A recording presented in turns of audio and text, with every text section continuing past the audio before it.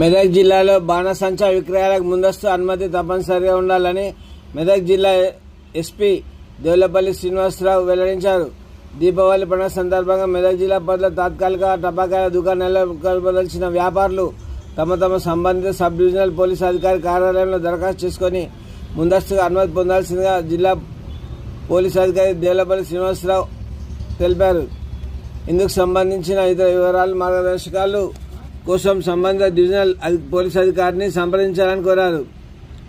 అలాగే ఎటువంటి అనుమతి లేకుండా టపాకాయల దుకాణాలు నెలకొల్పి వారి పట్ల ఎక్స్ప్లోజివ్ యాక్ట్ 1884 మరియు రూల్స్ 1933 సవరణ 2008 ప్రకారం కఠినమైన చర్యలు తీసుకుంటామని హెచ్చరించారు.